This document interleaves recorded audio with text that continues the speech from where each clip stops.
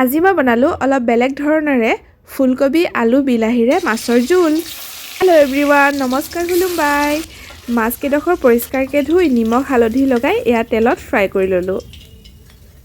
এফালে মই ফুলকবি আলুত নিমখ হালধি লগাই লৈছোঁ, এইখিনিও মই ফ্ৰাই কৰি ল'ম। প্ৰথমে আলুকেইডোখৰ ফ্ৰাই কৰি লৈছোঁ।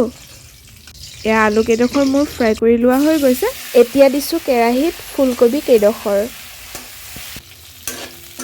ফুলকবিখিনিও ভাজি লোৱা হৈ গ'ল, মই এতিয়া উঠাই ল'লোঁ। এতিয়া বাকী ৰৈ যোৱা কেৰাহীৰ তেলখিনিতে মই বনাম। তাতে দিলোঁ মই গোটা জিৰা, কালজিৰা, তেজপাত, জলকীয়া, পিঁয়াজ দি এইখিনি ধুনীয়াকৈ ভাজি ল'লোঁ। পিঁয়াজখিনি আধা ভজা হোৱাৰ পিছত মই দিলোঁ আদা নহৰুৰ পেষ্ট, জিৰা গুড়ি, ধনিয়া গুড়ি, ৰেড চিলি পাউডাৰ আৰু হালধি পাউডাৰ। মছলাখিনি ভাজি হোৱাৰ পিছত মই ইয়াতে দি দিলোঁ বিলাহী।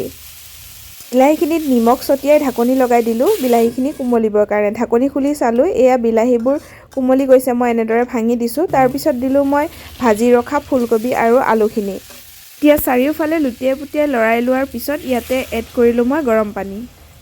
চব্জিখনত পানী দিয়াৰ পিছত উতল অহাৰ পিছত মই ইয়াতে মাছকেইডোখৰ এডোখৰকৈ ধুনীয়াকৈ পেলাই দিলোঁ।